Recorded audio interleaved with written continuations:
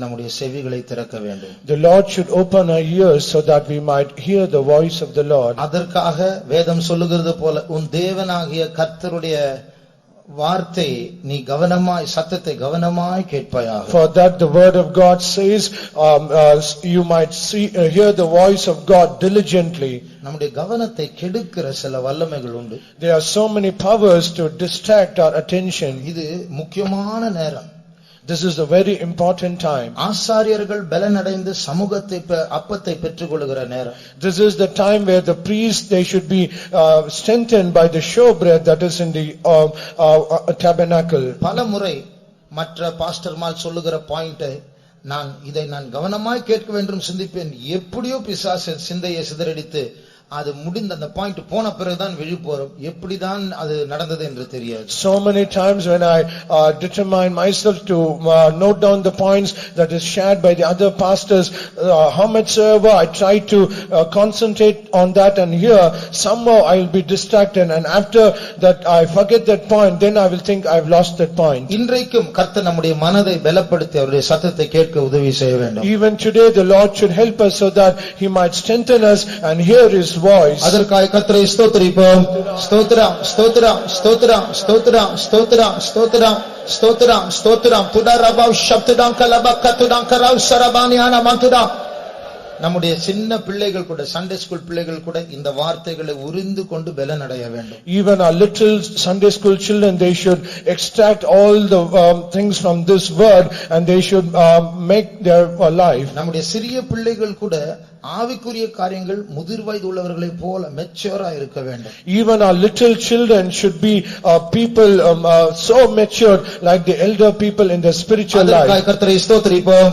ஸ்தோத்திரம் ஸ்தோத்திரம் ஸ்தோத்திரம் ஸ்தோத்திரம் ஸ்தோத்திரம் ஸ்தோத்திரம் ஸ்தோத்திரம் ஸ்தோத்திரம். 46ஆம் சங்கீதம். Let's read from Psalms 46. 4ஆம் வசனத்தை வாசிப்போம். Let's read from verse 4. ஒரு நதி உண்டு, அதன் நீர்க்கால்கள் தேவனுடைய நகரத்தையும் உன்னதமானவர் வாசம் பண்ணும் பரிசுத்த ஸ்தலத்தையும் சந்தோஷிப்பிக்கும். There is a river, the streams whereof shall make glad the city of God, the holy place of the tabernacles of the Most High. கர்த்தருடைய நகரத்தை சந்தோஷப்படுத்துகிற ஒரு நதி உண்டு என்று இந்த வசனம் சொல்லுகிறது. This verse says there is a river, the streams whereof shall make glad the city of God. ஆகையால் இந்த வசனத்தை கவனிப்பதற்கு முன்பாக பொதுவாக இந்த சங்கீதத்தை பற்றி இந்த சங்கீதங்களை பற்றி சில காரியங்களை பார்க்க போகிறோம். Before we pay attention to this particular verse, let us see in general of this psalm in whole and the other psalms related to this. 46ஆம் சங்கீதம், 47ஆம் சங்கீதம், 48ஆம் சங்கீதம், இந்த மூன்று சங்கீதங்களுக்குள் ஒரு தொடர்ச்சி இருக்கிறது, ஒரு சம்பந்தம் இருக்கிறது. There is a continuance or a relationship between Psalms 46, Psalms 47 and Psalms 48. இந்த மூன்று சங்கீதங்களும் ஒரே ஆள் எழுதி இருக்கிறார். And these three psalms, it was written by one person. அது மாத்திரமல்ல, இந்த மூன்று சங்கீதங்களிலும் யுத்தங்களோடு சம்பந்தப்பட்ட சங்கீதங்கள். And all these three psalms, it is related to some war or battle. 46ஆம் சங்கீதத்தை வாசித்தால், when we read Psalms 46, யுத்தம் அதிகமா இருக்கிறது, ஆனால் வெற்றி களிப்பு குறைவா இருக்கிறது. there are multitude of battles, but the shout of victory is decreased. அதை வாசித்தால் நமக்கு தெரியும். When we read this psalm, we can understand that. ஆனால் 47ஆம் சங்கீதத்தை வாசித்தால், but when we read Psalms 47, 1-2 வசனங்களில் மட்டும்தான் யுத்தங்களை பற்றி பார்க்கிறோம், மற்றபடி எல்லா வசனங்களும் வெற்றி களிப்பை பற்றி வாசிக்கிறோம். Verse 1 and 2 we read about the battles, but all the other verses we read about the shout of victory. ஆகையால் 46ஆம் சங்கீதத்தில் யுத்தம் அதிகமா இருக்கிறது, வெற்றி களிப்பு குறைவா இருக்கிறது. 47ஆம் சங்கீதத்தில் யுத்தம் குறைவா இருக்கிறது, வெற்றி களிப்பு அதிகமா இருக்கிறது. In Psalms 46 there are multitudes of battles, but the shout of victory is less. But Psalms 47, battles have come down, but the shout of victory have increased. ஆனால் 48ஆம் சங்கீதத்தில் யுத்தமே கிடையாது. But in Psalms 48 there is no battles or wars. ஆகையால் இந்த சங்கீதத்தோடு இந்த சங்கீதங்களோடு சம்பந்தப்பட்ட ஒரு செய்தியை பற்றி நாம் இன்றைக்கு பார்க்க போகிறோம். We are going to see the things that are related to all these psalms and this song today. ஆனால் இந்த சங்கீதத்திற்கு வருவதற்கு முன்பாக கொஞ்சம் தலைப்பு விட்டு வேற ஒரு வசன வேத பகுதியை பார்த்துவிட்டு மறுபடியும் இந்த சங்கீதத்திற்கு வரப்போகிறோம். For some time we are going to go out of this topic and we are going to see other topic in other verses. 2 ராஜாக்கள் 18ஆம் அதிகாரத்திலும் In 2 Kings chapter 18, ஏசாயா 36ஆம் அதிகாரத்திலும் in Isaiah chapter 36, ஒரே சம்பவம், அசீரியா ராஜா இஸ்ரவேல் ராஜாவோடு யுத்தம் செய்கிறதான அந்த சம்பவத்தை பற்றி வாசிக்கிறோம். we are going to read about an incident when the king of Assyria, he fought battle with the king of Israel. அசீரியா ராஜா தன்னுடைய சேனையின் தலைவனாகிய ராப்சிகா என்கிறதான ஒரு மனுஷனை அனுப்பி எசேக்கியா ராஜாவினுடைய பிரதிநிதிகளோடு பேச வருகிறார்.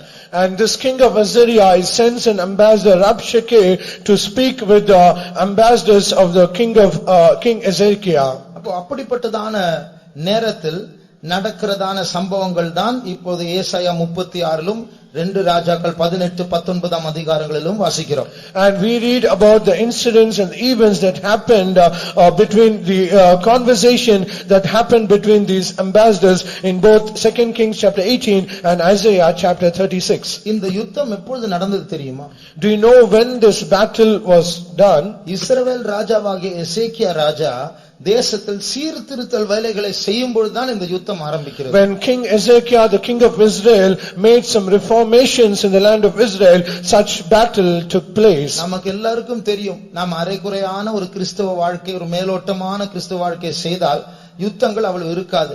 என்றைக்கு ஜெபிக்க வேண்டும், முன்னேற வேண்டும், ஊழியம் செய்ய வேண்டும் என்று சிந்திக்கிறோமோ போராட்டம் பெருகும். We all know that when we lead a half-hearted Christian life, there will be no wars or battles, no problems. But when the day that we determine to go more unto holiness, to seek God more, that day the battle will start in our life. ஆகையால் சத்ருவானவர் நம்மோடு யுத்தம் செய்ய வரும் பொழுது, so when the enemy he comes to fight against us, அவருடைய நோக்கம் மறுபடியுமாய் நம்மை அரைகுறையான கிறிஸ்தவர்களாக, வேகம் குறைந்தவர்களாய் நம்மை மாற்ற வேண்டும். And his very purpose or goal is to make us an half life Christians so that we come down in our speed. அப்படி இருந்தால் தேவன் ஏன் அந்த யுத்தத்தை அனுமதிக்கிறார்? And if that be so, why does God allow such battles? நாம் யுத்தத்தை பழகி வீரர்களாய் மாற வேண்டும், so that we might be exercised in these battles and become as warriors. ஆகையால் இந்த ஒரே நோக்கத்தோடு தான் சோதனைகளை தேவன் அனுமதிக்கிறார், நாம் முந்தின நாட்களை விட சிறந்தவர்களாக மாறும்படிக்கு.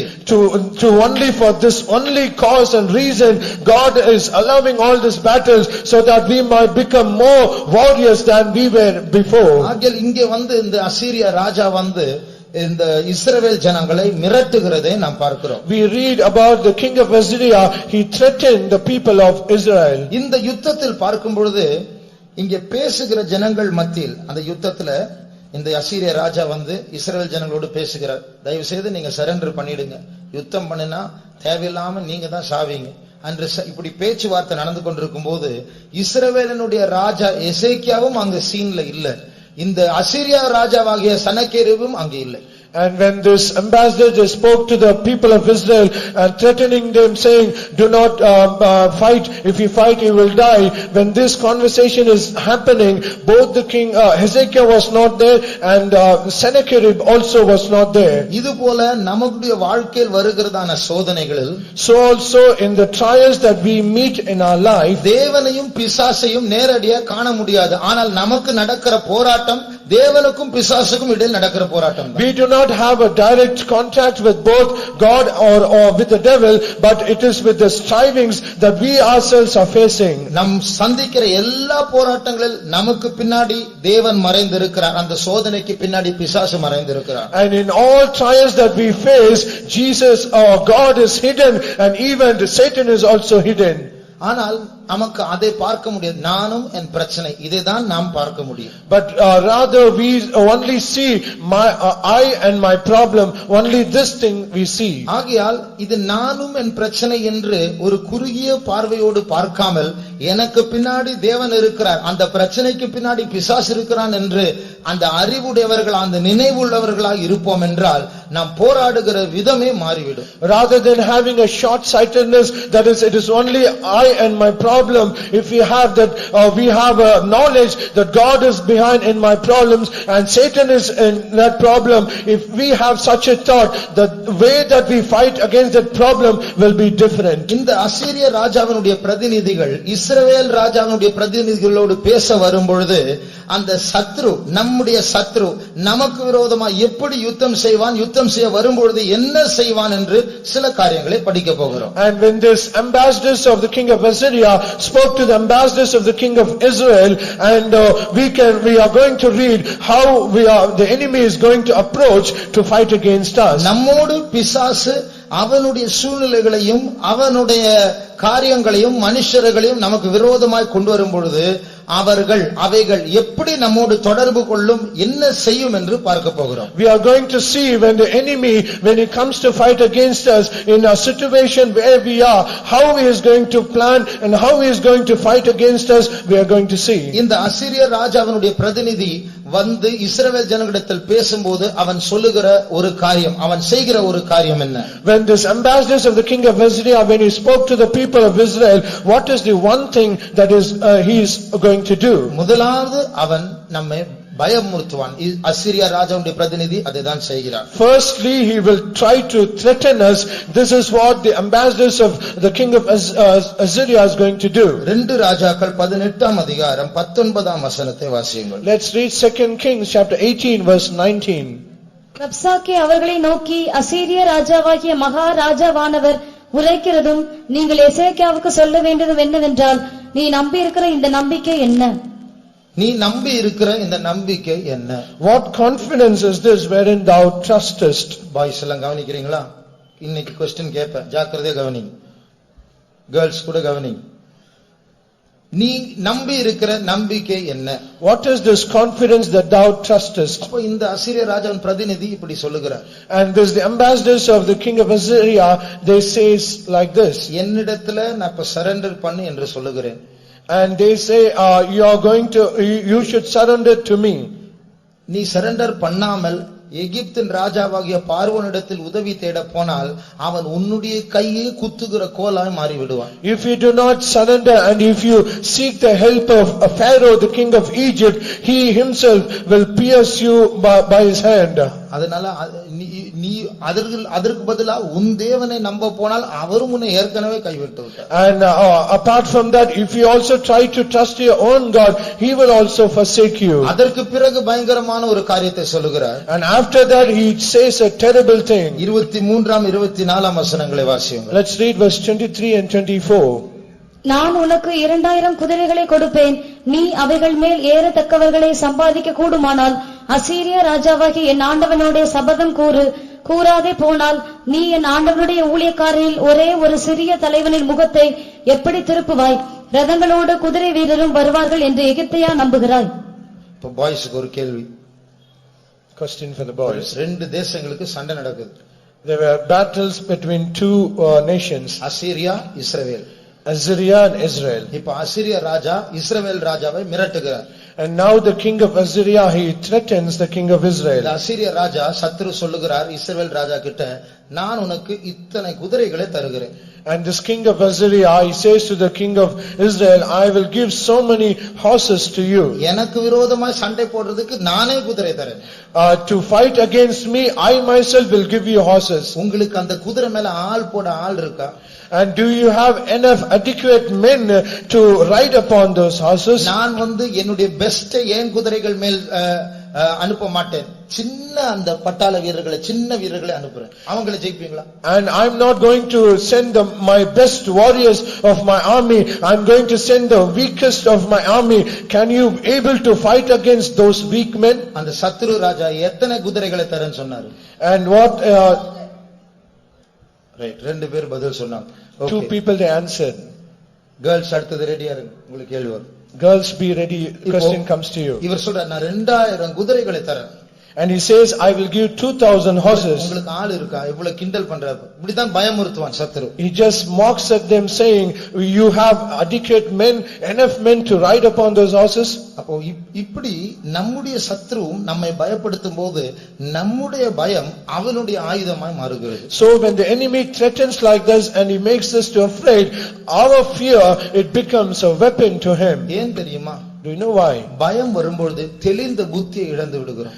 Because when we fear, we lose our sound mind. அந்த தெளிந்த புத்தி இழக்கும்போது நம்மை பயமுறுத்தி செய்யக்கூடாத தவறான ஒரு காரியத்தை, ஆபத்தான காரியங்களை செய்ய தூண்டி விடலாம். Because when we fear and we lose our sound mind, we will do the dangerous thing that we are not supposed to do.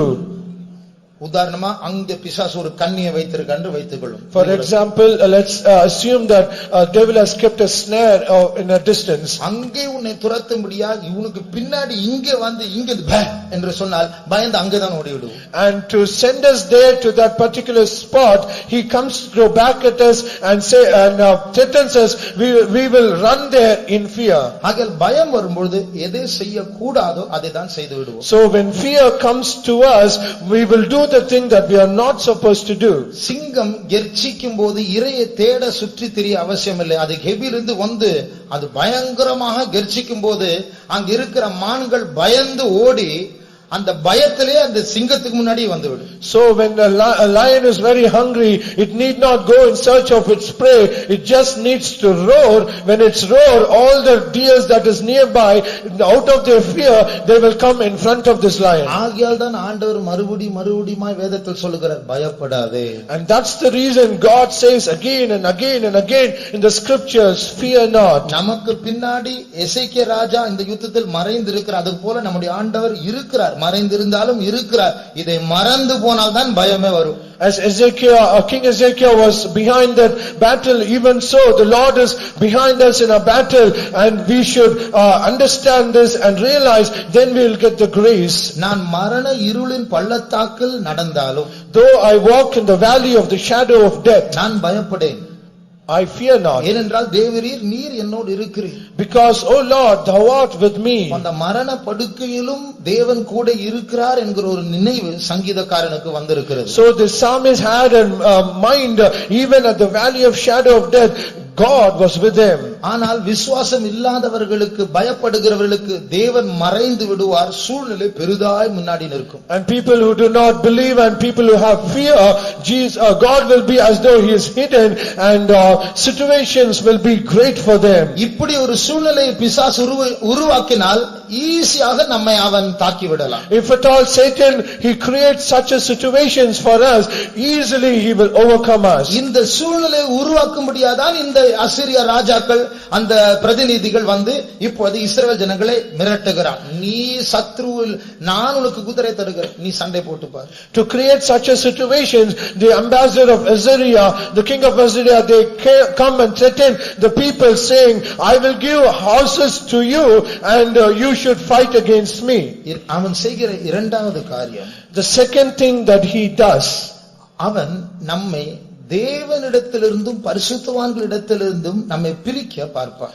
And he will try to separate us from God and the saints of God. எசேக்கியா ராஜா தன்னுடைய பிரதிநிதிகளை அனுப்புகிறார். And King Ezekiel also sends his ambassadors. அவங்க தான் பேசுறாங்க அசீரியா சத்துருக்களோடு. And they are the people who also speaks to the ambassadors of King of Assyria. அப்பொழுது சத்ரு சொல்லுகிறான், then the enemy says, நீ பார்வோனை நம்பாமல் என் ஆண்டவரை நம்புகிறேன் என்று சொல்வாய் என்றால், if you say that I do not trust in Pharaoh and I trust in my God, அப்பொழுது இஸ்ரவேல் ஜனங்களை குழப்ப பார்க்கிறான். now he tries to confuse the people of Israel. வாசிங்க 2 ராஜாக்கள் 18ஆம் அதிகாரம் 22ஆம் வசனத்தை வாசிங்க. Let's read 2 Kings chapter 18 verse 22. நீங்கள் என்னிடத்தில் எங்கள் தேவனாகிய கர்த்தரை நம்புகிறோம் என்று சொல்வீர்களாகில், அவருடைய மேடைகளையும் அவருடைய பலிபீடங்களையும் அல்லவோ எசேக்கியா அகற்றி யூதாவையும் எருசலேமையும் நோக்கி, எருசலேமில் இருக்கிற இந்த பலிபீடத்தின் முன் பணியுங்கள் என்றானே. பாருங்கள், இப்பொழுது இந்த அசீரியா பிரதிநிதிகள் இஸ்ரவேல் ஜனங்களை குழப்புகிறார். Now see, these ambassadors of king of Assyria, they are trying to confuse the people of Israel. அந்த சூழ்நிலைக்கு சில நாட்கள் முன்பாக எசேக்கியா ராஜா ஒரு சீர்திருத்தல் வேலை நல்ல வேலையை செய்தார் இஸ்ரவேலுக்கு. Before this situation, king of Assyria, King Ezekiel, he did a work of reformation in the land of Israel. 4வது வசனத்தை வாசிப்போம். Let's read verse 4. அவன் மேடைகளை அகற்றி சிலைகளை தகர்த்து விக்கிரக தோப்புகளை வெட்டி மோசே பண்ணியிருந்த வெண்கல சர்ப்பத்தை உடைத்து போட்டான்.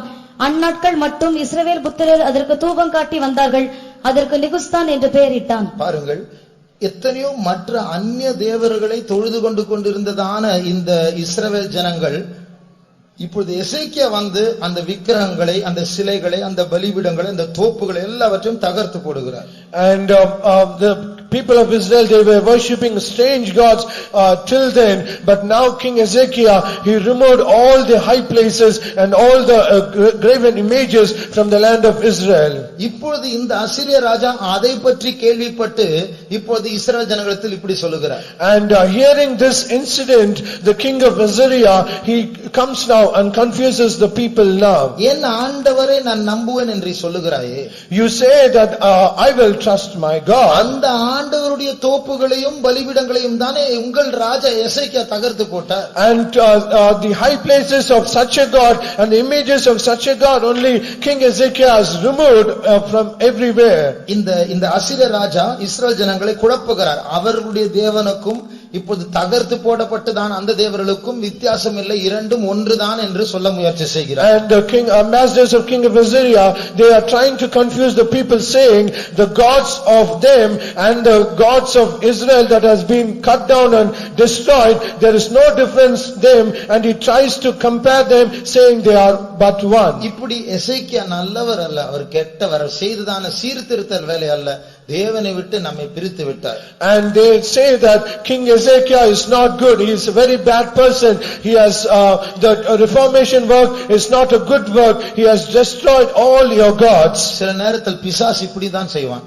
Sometimes the devil will do like this. அவன் ஒரு குழப்பத்தை உண்டு பண்ணிவிட்டு தேவனை சுட்டி காட்பார், உன் ஆண்டவர் எப்படி செய்கிறார். He will create a confusion like this and he will point to God and say, see, your God has done such a thing. சிலர் வந்து கேட்பாங்க இப்படி. Some people, they will ask like this. ஏன் தான் ஆண்டவர் இந்த சோதனை எனக்கு கொடுத்தார் என்று தெரியல. Why ever the Lord has given such a trial only to me? அவர் சோதனை கொடுக்க மாட்டார், மிஞ்சி போனால் சோதனை அனுமதிப்பார், அவ்வளவுதான். He will never give us a trial. If at all in extent, he will allow trials in our life. நம்மை வழி தப்பி போகும்படியாக சாத்தான் சில நேரத்தில் வருகிறான், ஆண்டவர் சில நேரத்தில் நம்முடைய முன்னேற்றத்துக்காக அதை அனுமதிப்பார், அவ்வளவுதான். And so that we might go astray, devil will give all these trials, but God will allow all these trials so that we might progress in our spiritual life. சோதனை வரும்போது ஆண்டவருக்கும் பிசாசுக்கும் சிலருக்கு வித்தியாசம் தெரியவில்லை. And when trial comes, many people, they are not able to discern or find out the difference between God and Satan. ஆனால் சில நேரத்தில் ஆண்டவர் நம்மை சிட்சிக்கவும் தண்டிக்கவும் வருவார். Sometimes God also will come so that he might chastise and punish us. அந்த நேரத்தில் தாழ்த்துவதை விட்டுவிட்டு போ பிசாசு என்று சொல்லிக் கொண்டிருப்போம். And at that time, rather than humbling ourselves, we just say, get you out of me, Satan. இதுதான் அசீரியா ராஜாக்கள் செய்கிறதான குழப்புகிறதான வேலை. யெகோவா தேவனுக்கும் அந்நிய தேவர்களுக்கும் வித்தியாசம் தெரியாமல் இடைப்படுகிற நேரம். This is what the ambassador of king of Assyria creates a confusion where they do not make a difference between Jehovah God and their God. அன்பு நிமித்தம் ஆண்டவர் சில கண்டிப்பான பாதையில் நம்மை நடத்துவார். Because out of love, God will lead us in a very rough or a strict way. வேறுபாட்டின் உபதேசம், Doctrine of separation. அந்த அர்த்தம் சிலரோடு சேரக்கூடாது என்று சொல்லுவார். The meaning is, he will say that we should not mingle with some people. பிரதிஷ்டையின் ஜீவியம், life of consecration. அர்த்தம் சில காரியங்கள் மற்றவர்கள் வைத்திருக்கலாம், நீங்கள் அதை வைக்க கூடாது, விட்டு விடு. The meaning is, others might have such things, but you are not supposed to keep it, you should remove it out of you.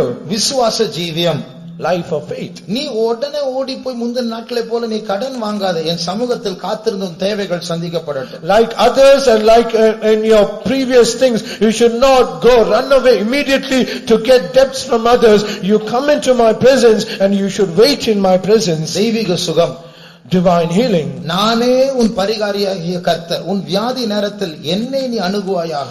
I am the God that healeth thee. In your times of sickness you should seek me. இந்த கடினமான உபதேசங்களுக்கு பின்னாடி தேவனுடைய அன்பு மறைந்திருக்கிறது. Behind the strict doctrines the love of God is hidden. ஆனா அந்த அசீரிய ராஜாக்கள் என்ன செய்வார்கள்? But what will the king of Assyria will do? இந்த பிரமாணங்களுக்கு பின்னாடி இருக்கிற தேவ அன்பை மறைத்து விட்டு கடினம் கடினம் என்று மாத்திரம் வலியுறுத்தி கொண்டிருப்பார். And they will hide the love of God that is behind this strict doctrines, and he will only show that it is very hard and very strict. இப்படி தந்திரமாக தேவனிடத்திலிருந்தும் அவருடைய ஊழியக்காரரிடத்திலிருந்தும் எசேக்கியாவிடத்திலிருந்தும் நம்மை பிரிக்க பார்ப்பார். Likewise he will, in a crafty way, he will somehow separate us from God and from the saints of God. கர்த்தர் நமக்கு ஒரு நல்ல ஐக்கியத்தை தந்திருக்கிறார். God has given a very good fellowship. நம்முடைய ஆண்டவரும் நன்றாய் அறிந்துதான் நம்மை ஒரு பாதையில் நடத்துகிறார். And God also is well known of this, and he is leading us in such a path. அந்த அசீரிய ராஜாக்கள் நம்மோடு பேச விடக்கூடாது. We should never give room to this king of Assyria to speak to us. மூன்றாவது, thirdly, முதலாவது நம்மை பயமுறுத்துவான். first he will try to threaten us. இரண்டாவது தேவனிடத்திலிருந்தும் பரிசுத்தவான்களிடத்திலிருந்தும் நம்மை பிரிக்க பார்ப்பார். Secondly, he will try to separate us from God and the saints of God. மூன்றாவது, பிசாசும் தவறான வாக்குத்தத்தங்களை கொடுத்து ஒரு போலி கானானை நமக்காக உருவாக்குவான், நமக்கு வாக்கு செய்வான். And thirdly, Satan will give false promises, and he will create false Canaan, and he will try to convince us in that. ஒரு முறை ஒரு சகோதரன் அவர் ஒரு காய்கறி கடை வைத்திருந்தார். Once a brother, he had a vegetable shop. நல்ல வியாபாரம். He had a very good business. அவர் இந்துவா இருந்தார். And he was a Hindu. நாக்கில் எல்லாம் வேல் குத்துவார். And he will pierce all spears into his tongue. ஆனால் அவர் ரட்சிக்கப்பட்டார். However, he was saved. ரட்சிக்கப்பட்ட நாளிலிருந்து வியாபாரத்துல பெரிய போராட்டம். Right from the day of salvation, he had so much struggles in his business. ஒவ்வொரு நாளும் சமாளிப்பது சவாலா இருக்கிறது. Every day to meet all these things, it was a very great challenge. அப்படிப்பட்ட நேரத்தில் காதில் ஒரு நாள் சத்தம் கேட்டது. And in those times and days, he happened to hear a voice in his ears. நீ ஏன் என்னை விட்டு போனாய்? Why did you ever leave me? நீ என் கூட இருக்கும்போது எவ்வளவு நல்லா இருந்த. When you were with me, how good you were. இப்போ நீ அங்க சர்ச்சுக்கு போக ஆரம்பிச்சதுல உனக்கு என்ன ஆயிடுச்சு? So now you have started to go to the church. What has happened to you? நீ திருப்பி வா, உன்னை நான் நல்லா வைத்துக் கொள்கிறேன். You come back to me, I will make you so good. ஆனா அந்த சகோதரன் கர்த்தருடைய கிருபையினால் அந்த சத்தத்திற்கு செவி கொடுக்கவில்லை. By the grace of God, that brother did not give heed to that voice. வாசிங்க 2 ராஜாக்கள் 18ஆம் அதிகாரம் 31ஆம் 32ஆம் வசனங்கள். Let's read 2 Kings chapter 18 verse 31 and 32. எசேக்கியாவின் சொல்லை கேளாதிருங்கள். அசீரிய ராஜா சொல்லுகிறதாவது, நீங்கள் என்னோட ராசியாகி காணிக்கையோட என்னிடத்தில் வாருங்கள். நான் வந்து உங்களை உங்கள் தேசத்துக்கு ஒப்பான தானியமும் திராட்சை தோட்டமும் உள்ள தேசமும் அப்பமும் திராட்சரசமும் உள்ள தேசமும் ஒலிவ எண்ணெயும் தேனும் உள்ள தேசமும் ஆகிய சீமைக்கு அழைத்துக் கொண்டு போகும் அளவும் அவனவன் தன் தன் திராட்சை செடியின் கனியையும் தன் தன் அத்தி மரத்தின் கனியையும் புசித்து அவனவன் தன் தன் கிணற்றின் தண்ணீரை குடியுங்கள். இவ்விதமாய் நீங்கள் சாகாமல் பிழைப்பீர்கள். கர்த்தர் நம்மை தப்புவிப்பார் என்று உங்களை போதனை செய்ய எசேக்கியாவுக்கு செவி கொடாதிருங்கள். இந்த எலெக்ஷன் டைம்ல ஓட்டு போட வேண்டும் என்று நிற்கிறதான அந்த எத்தனையோ ஜனங்கள் சொல்லுவாங்க, உங்களுக்கு இப்படி சேரும் அப்படி சேரும். இப்பதான் இந்த ராஜா அப்படி சொல்லுகிறார். And during the times of election, all the people in the parties, they will say to the people, we will do such and such thing to you, you come and cast your vote. Like that, this enemy is also saying here. இவர் சொல்லுகிறார், எசேக்கியா ராஜாவே, நீ நம்பாதே, நீ என்னை நம்பு, நான் உனக்கு கானான் தேசம் போலவே உனக்கு ஒலிவு மரம், அத்தி மரம், இந்த மரம், அந்த மரம், சொந்த கிணறு, சொந்த வீடு எல்லாவற்றையும் நான் உனக்கு ஏற்படுத்தி தருவேன். And he says, hearken not to Ezekiel, not to trust. If you come into me an agreement, I will give you all fig tree, wine tree, and waters, and out of his own cistern. இப்படிப்பட்ட நேரத்தில் எசேக்கியா ராஜா, அசீரிய ராஜா ஏற்கனவே சில பட்டணங்களை பிடித்துவிட்டு தான் இப்போது எருசலேமில் பேச வருகிறார். And at this time this king of Assyria is already captured so much of cities, and after he has captured, then he comes to say all these words to them. 10ஆம் வசனத்தை வாசி. Let's read verse 10. 3 வருஷம் சென்ற பின்பு அவர்கள் அதை பிடித்தார்கள். எசேக்கியாவின் 6ஆம் வருஷத்திலும் இஸ்ரவேலின் ராஜாவாகிய ஓசையாவின் 9ஆம் வருஷத்திலும் Samariya பிடிபட்டது. Samariya பிடிபட்டது. Samaria was captured. முற்றுகை செய்தார்கள். They laid a besiege. அப்ப அந்த முற்றுகை என்று சொல்லும்போது இந்த முந்தின வசனத்தில் முற்றுகை செய்தார்கள் என்று In சொல்லப்பட்டது. the previous verse they besieged it. When we say besiege, what it is? முற்றுகை செய்வார்கள் என்றால் யுத்தம் செய்ய மாட்டார்கள், சுற்றி வளைத்து அவர்கள் எங்கும் ஓட முடியாதபடிக்கு அவர்கள் அடைக்கப்படுவார்கள். When we say besieging, it is they will not fight against them, they will surround them in all directions, and they cannot go out neither come in. Nebuchadnezzar ராஜா தீரு நகரத்தை பட்டணத்தை முற்றுகை போட்டபோது 13 வருஷம் முற்றுகை போட்டார். And when Nebuchadnezzar he besieged land of Tyre, he besieged for almost 13 years. கிரேக்க ராஜாக்கள் TRAI என்கிற பட்டணத்தை முற்றுகை செய்தபோது 10 வருஷம் முற்றுகை செய்தார்கள். When king of Greeks, when they besieged land of Troy, they besieged for almost 10 years. யோசித்து பாருங்க, 10 வருஷம் 13 வருஷம். இப்போது எருசலேம் பிடிபட்டிருக்கிறது. Imagine 10 years and 13 years, but now Jerusalem is also being besieged. எத்தனை வருஷம் ஆகுமோ? We do not know how many years. எத்தனை வருஷம் பட்டினியா இருக்க வேண்டுமோ? How many years we are going to starve, we do not know. இப்படிப்பட்ட நேரத்தில் தான் எசேக்கியா வந்து அசீரியா ராஜா பேச வருகிறார். என்கிட்ட வா, சொந்த வீடு, சொந்த கிணறு, சொந்த திராட்சை தோட்டம் எல்லாவற்றையும் தருகிறேன். In such a situation only the king of Assyria, he says, you come to me, I will give fig tree, wine tree, every waters out of cistern, and every own house, and every sorts of thing to you. ஆனால் நாம் அறிந்து கொள்ள வேண்டும், சத்ருவால் வருகிற ஒரு செழிப்புண்டு.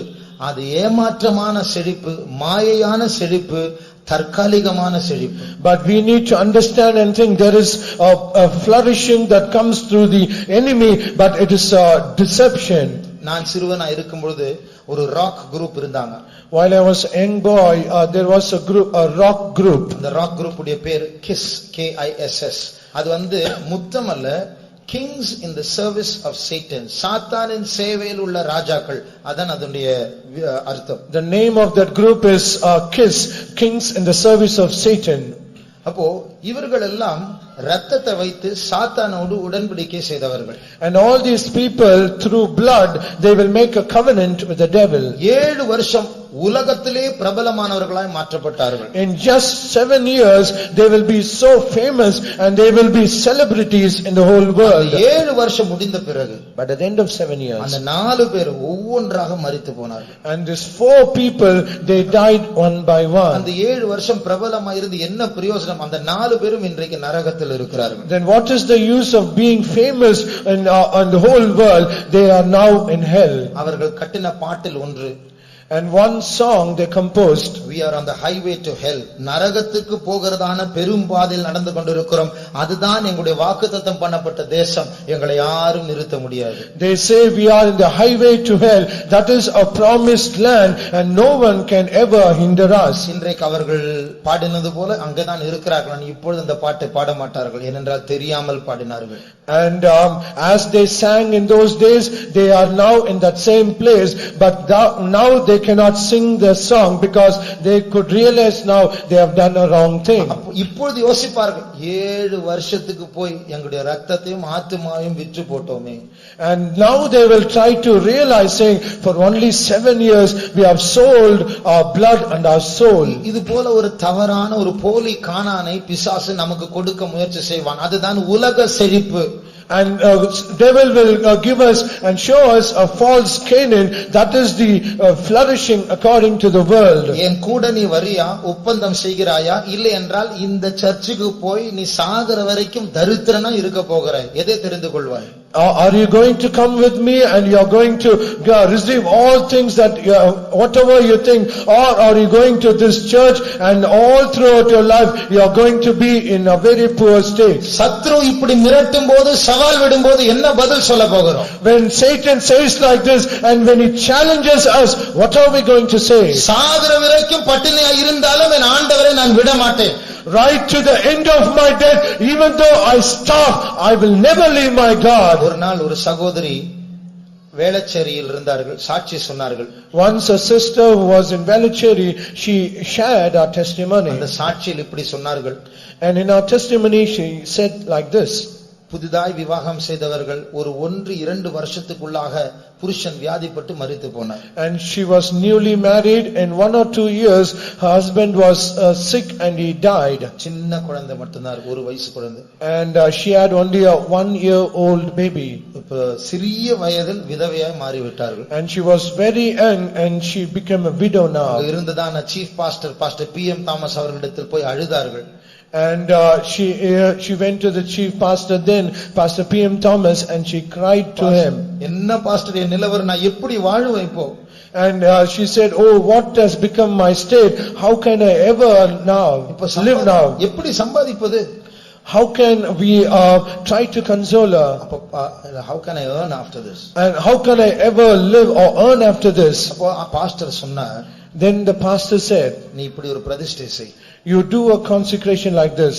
ஆண்டவரே, ஒரு class தண்ணியோடு கூட நடு தெருவில் ஆகாரே போல நான் கைவிடப்பட்ட சூழ்நிலை இருந்தாலும் நான் உம்மை விடமாட்டேன் என்று இன்றைக்கு பொருத்தனை செய். Now make a vow saying, oh Lord, as Agar did with 1 glass of water with that little child, she was in the wilderness, though I am in such a state, I will never leave you, O Lord. அந்த பொருத்தனை அவர்கள் செய்தார்கள். And she made that oath. இந்த சாட்சியை நான் கேட்கும்போது அது எப்பொழுது சொன்னார்கள் தெரியுமா?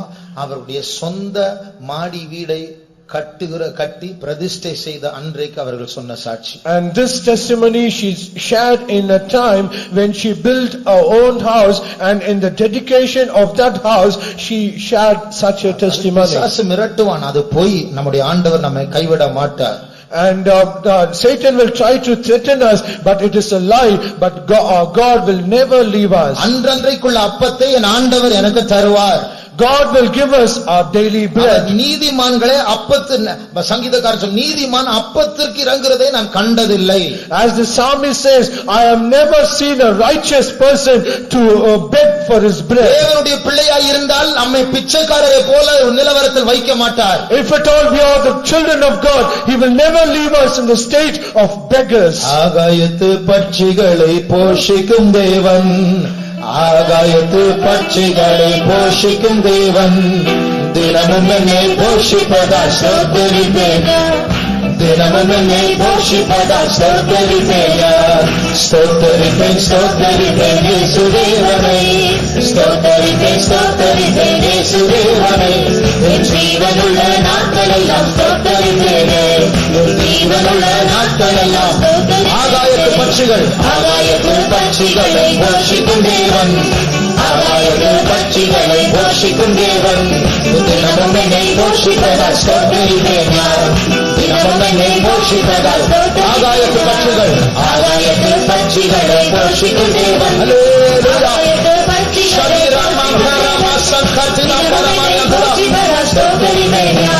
தினமும் என்னை போஷிப்பதால் ஸ்தோத்திரிப்பேன், ஆகாயத்து பட்சிகளை போஷிக்கும் தேவன். ஆண்டவர் கைவிட மாட்டார்.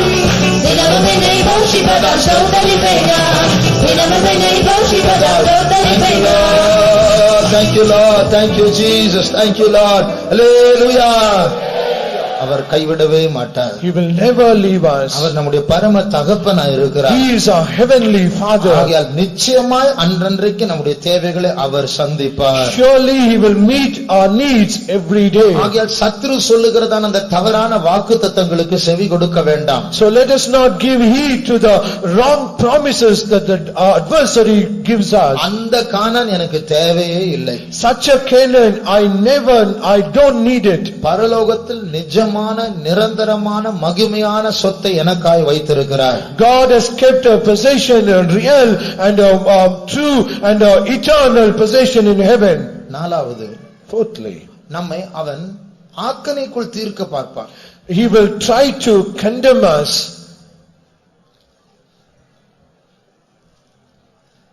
ஏசாயா 36ஆம் அதிகாரம், Isaiah chapter 36. அவர் சொல்லுகிறார், அதே 2 ராஜாக்கள் 18ஆம் அதிகாரம் 25ஆம் வசனத்தை வாசிப்போம். In 2 Kings chapter 18 verse 25. இப்போதும் கர்த்தருடைய கட்டளை இல்லாமல் இந்த ஸ்தலத்தை அழிக்க வந்தேனோ, இந்த தேசத்திற்கு விரோதமாய் போய் அதை அழித்து போடு என்று கர்த்தர் என்னோடே சொன்னாரே என்றான். என்ன போய் பாருங்க. What a great lie it is. உங்க யெகோவா ஆண்டவர் தான் என்னை அனுப்பி உங்களை அழித்து போடு என்று சொன்னார். Your God, Jehovah God, He Himself said to me, so that we come against you and destroy you. இந்த மனுஷன் எவ்வளவு பொல்லாதவனா இருப்பான். ஆண்டவர் அழித்து போடு என்று சொன்ன பிறகு இவன் பேச வந்திருக்கிறான்.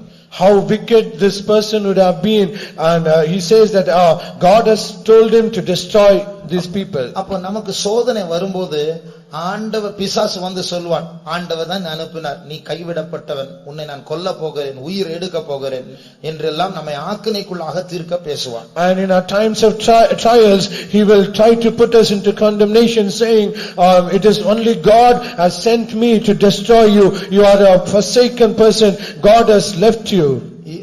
இப்படிப்பட்ட நேரத்தில், in such a time, இது எனக்கு ஒரு நியாய தீர்ப்பு என்று உணர்கிற நேரத்தில், when we realize that it is our judgment, நாம் தேவனுடைய மனதை புரிந்து கொள்ள வேண்டும். we need to understand the mind of God. சில நேரத்தில் தேவன் நம்மேல் கோபப்பட்டு நம்மை தண்டிக்க வருவார். Sometimes God will be angry against us and He will also come to punish us. ஆனால் அப்படி நம்மை தாக்க வரும்போது, so when God comes to attack us in such a way, அந்த கடைசி நிமிஷத்திலும் நாம் தேவனை நோக்கி பார்ப்போமா, மன்னிப்பு கேட்போமா, திருந்துவோமா என்று ஆவலாய் அன்பு நிமித்தம் காத்து கொண்டிருப்பார். and out of love He will just be waiting. Even at that last moment, will we just seek Him, will we just humble ourselves and ask forgiveness of Him? He will just be waiting like that. பிலேயாம் பண ஆசை நிமித்தம் கர்த்தருடைய வார்த்தையை புரட்டி ஆண்டவர் போ என்று சொன்னார் என்று ஒரு காரியத்தை சொல்லி இப்பொழுது பணம் சம்பாதிக்க தவறான ஒரு காரியத்துக்காக தேவனுக்கு விரோதமாய் போகிறார். Balaam, because of his love of money, he perversed the word of God, and he said to earn money, he said that God has sent me to say this. அவன் போகிற அந்த சின்ன பாதையில் ஒரு தூதன் உருவின பட்டயத்தோடு நின்று கொண்டிருக்கிறார் பிலேயாமை கொலை செய்ய. இவன் காணவில்லை, கழுதை கண்டது. In the narrow way that he is going, there was an angel of God with a drawn out sword so that he might kill Balaam, but he was not able to see it, but as a donkey was able to see that. அந்த கழுதை நின்று விட்டது. That ass stopped. பிலேயாம் அடிக்கிறான் கழுதை. And this Balaam, he started to smite the donkey. பிறகுதான் ஆண்டவர் பிலேயாமுடைய கண்களை திறந்தார். After that, God opened the eyes of Balaam. தூதன் சொன்னார், the angel of God said, நீ இங்க இதுவரைக்கும் என் கிட்ட வந்திருந்தா உன்னை நான் கொலை செய்திருப்பேன். if at all you have come more near to me, I would have slain you. அப்ப அங்கே நாம் உணர வேண்டிய ஒரு காரியம் உண்டு.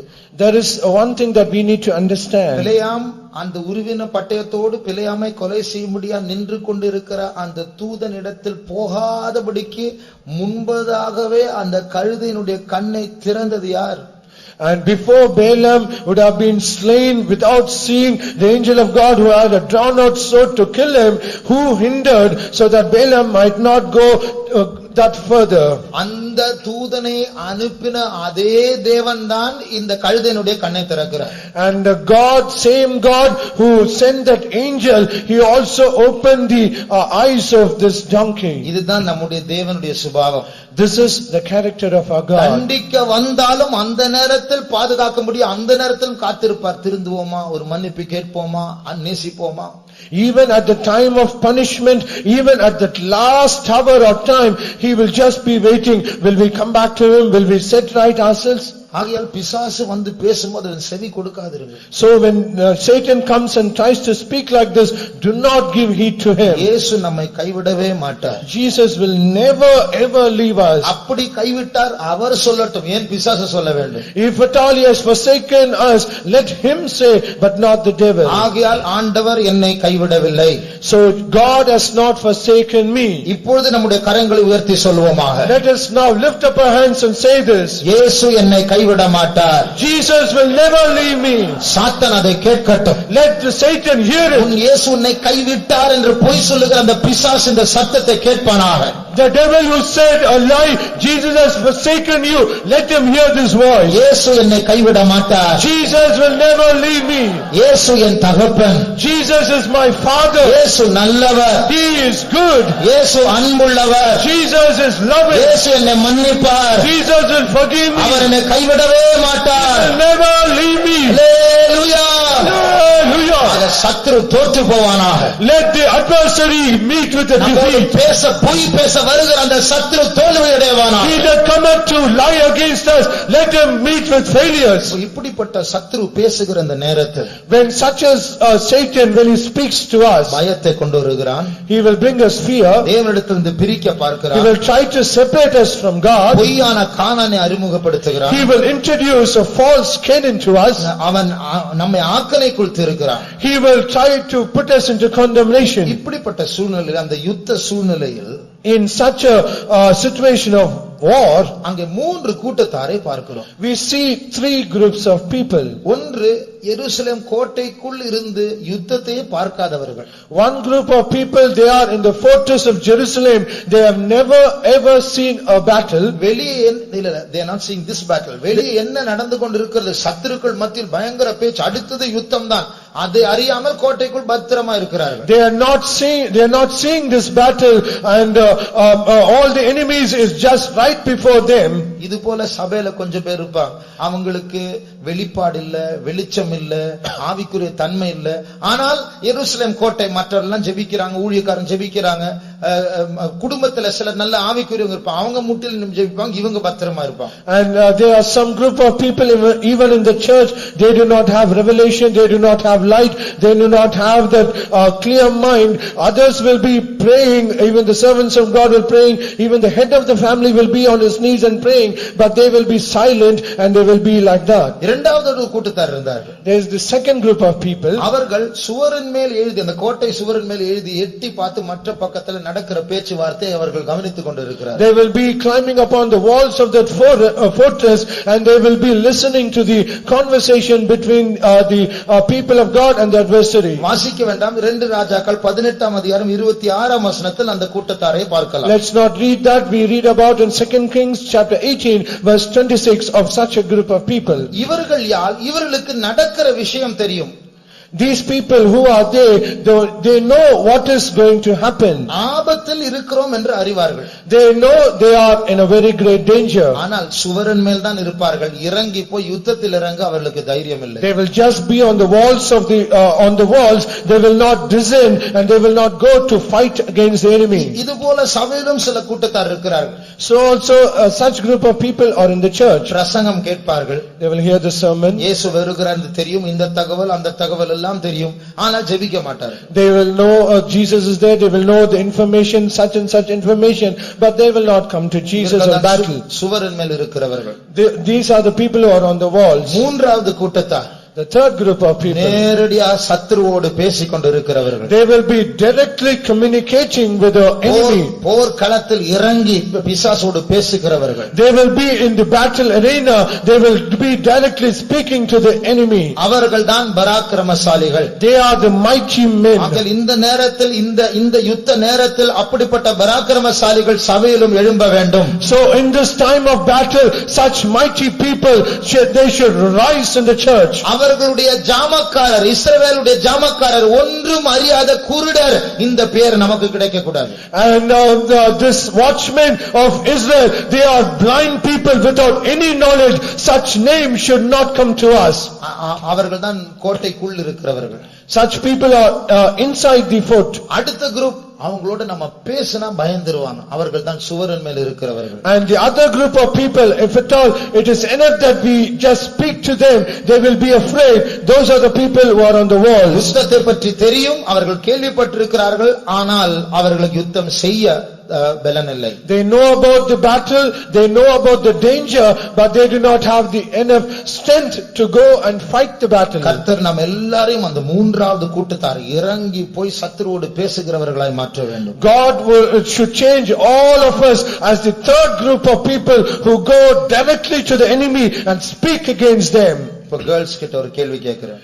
I'm going to ask a question to the girls. எந்த சங்கீதத்தில் இந்த ஆரம்ப வசனத்தை வாசிச்சு பார்க்காம சொல்லுங்க. In which psalm we read about this, the key verse in the beginning? இது very good 46 okay அப்போ Psalms 46. இப்போ மறுபடியும் அந்த சங்கீதத்திற்கு வருவோம். So let us come back to the psalm again. இப்பொழுது இந்த யுத்தத்தையும் அந்த சங்கீதத்தையும் நாம் இணைக்க போகிறோம். So now we are going to join or relate this battle and this psalm. அந்த வேத நிபுணர்கள் சொல்லுகிறார்கள், இந்த யுத்தம் நடக்கிற நேரத்தில் தான் இந்த 46ஆம் சங்கீதமே எழுதப்பட்டது. Bible scholars, they say this psalm was written in this time of such a battle. இந்த அசீரியர்கள் இஸ்ரவேல் ஜனங்களுக்கு விரோதமாக எழும்புகிற காலத்தில், in this king of Assyrians, when the Assyrians, when they rose against Israel, தேவ நகரத்துக்கு விரோதமாக ஒரு ஆபத்து வந்தது. There was a danger against the city of God. வாசிங்க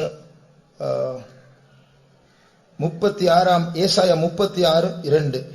Isaiah chapter 36 verse 2.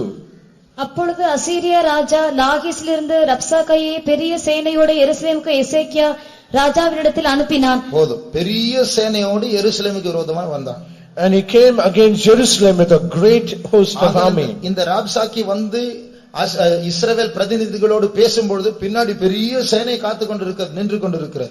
And when this Rabshakeh came to speak against the children of Israel, there was a great host of army waiting behind him. இப்படிப்பட்ட நேரத்தில் 46ஆம் சங்கீதத்தினுடைய முதல் 3 வசனங்களை வாசிக்கும்போது, in such a situation as this, when we read the first 3 verses of Psalms 46, அதே தேவனுடைய நகரம் ஒரு நகரம் உண்டு என்று வாசித்தமே 4ஆம் வசனத்தில், அந்த நகரத்துக்கு விரோதமாக ஒரு ஆபத்தை பற்றி கவிதை வடிவத்தில் எழுதப்பட்டிருக்கிறது. And the danger that is coming against the city of God, that we read in verse 4, that the danger that is written, it is said as in a poetry. வாசிங்க.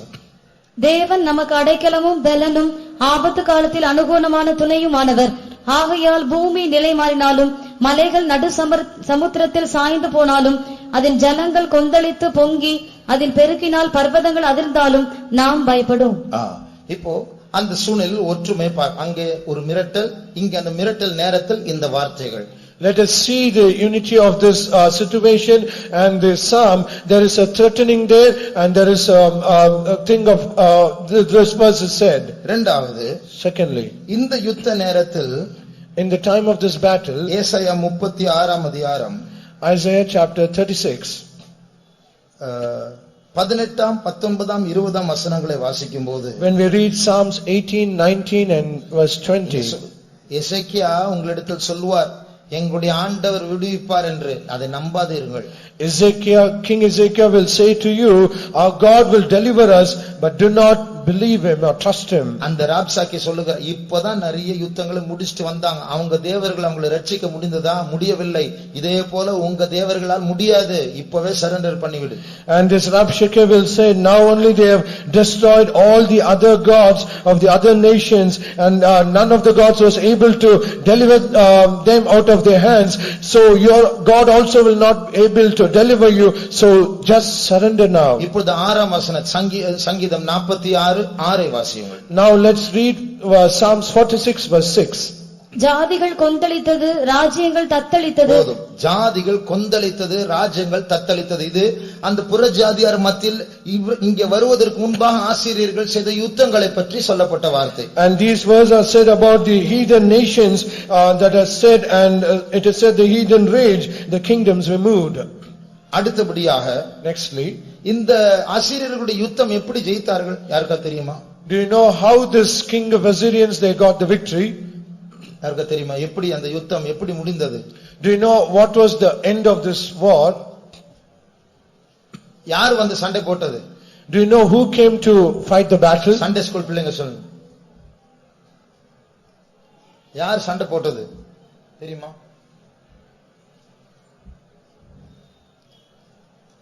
ஒரு தூதன் வந்தான், ஒரே ஒரு தூதன். It is only one angel, he came to fight against them. ஒரே ஒரு தூதன் வந்து 1,85,000 சத்துருக்களை அவர் கொன்று போட்டார்.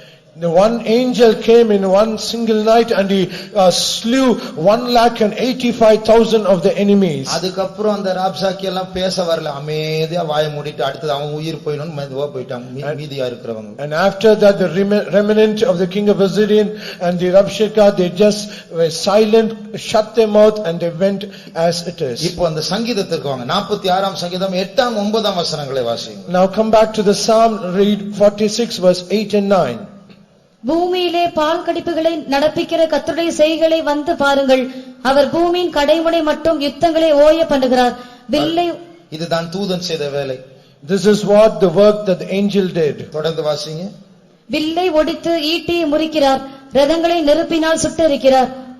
பாருங்க, வில்லை உடைத்து அவர் அந்த தூதன் எப்படி சண்டை போட்டார் என்று கவிதையாக எழுதுகிறார். And how this angel fought the battle, he says as a poetry. அடுத்தபடியாக Nextly, ஏசாயா 37ஆம் அதிகாரம் 36ஆம் வசனத்தை வாசிங்க. let's read Isaiah chapter 37 verse 36.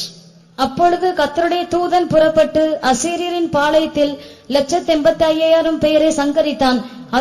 அதிகாலமே எழுந்திருக்கும் போது இதோ அவர்கள் எல்லாரும் செத்த பிரேதங்களாய் கிடந்தார்கள். அதிகாலையில் அந்த யுத்தத்தின் ஜெயத்தை பார்த்தார்கள்.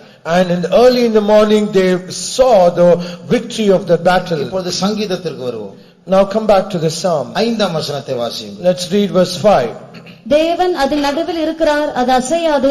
அதிகாலையிலே தேவன் அதற்கு சகாயம் பண்ணுவார். அதிகாலையில் தேவன் சகாயம் பண்ணுவார்.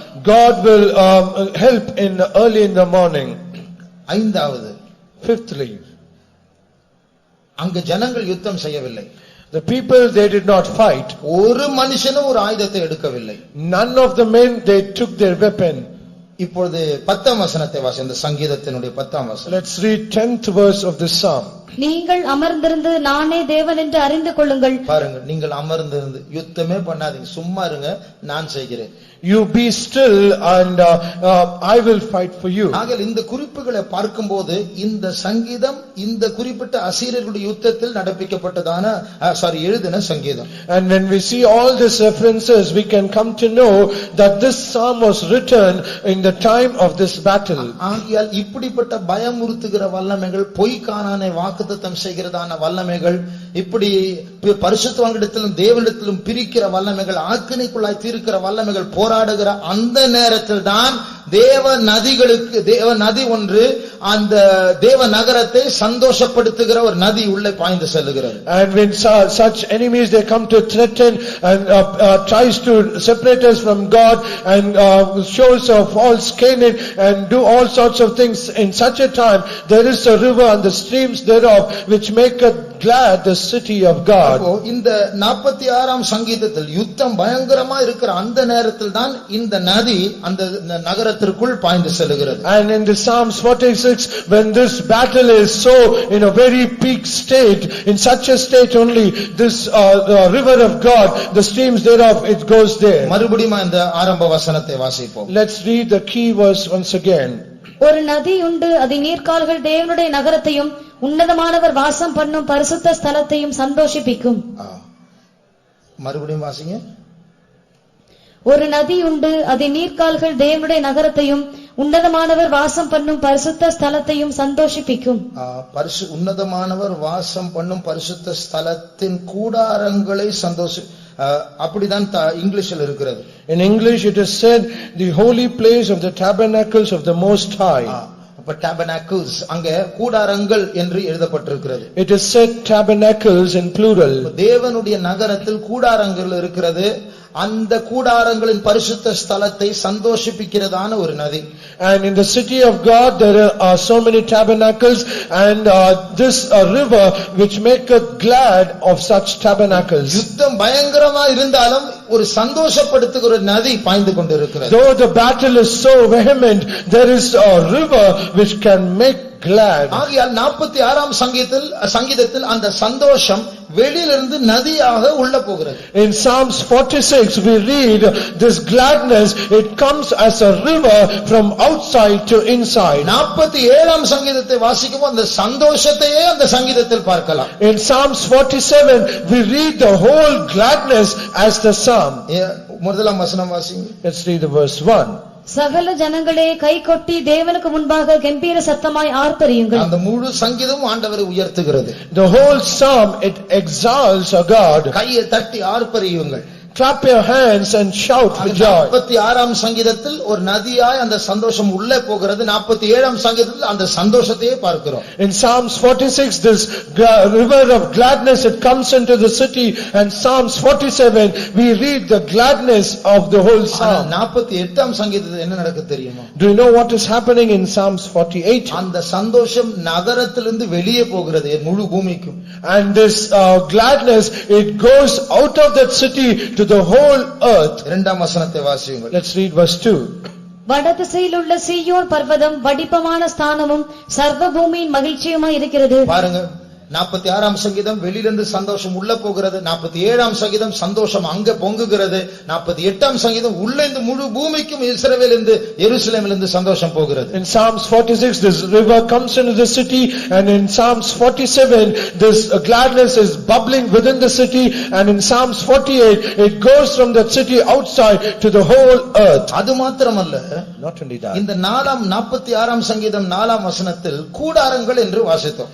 In Psalms 46 verse 4, we read about tabernacles. ஆனால் 48ஆம் சங்கீதத்தில், But in Psalms 48, அதே நகரத்தில் in the same city, கூடாரங்கள் இல்லை.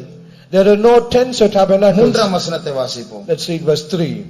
அதன் அரண்மனைகளில் தேவன் உயர்ந்த அடைக்கலமாக அறியப்பட்டிருக்கிறார். இப்ப என்ன இருக்கு? What is there now? அரண்மனைகள், Palaces. கூடாரங்கள் இருந்த சாதாரண நகரம் இந்த நதினால் நீர் பாய்ச்சப்பட்டு இப்போது ராஜாக்களை உருவாக்கி இருக்கிறது.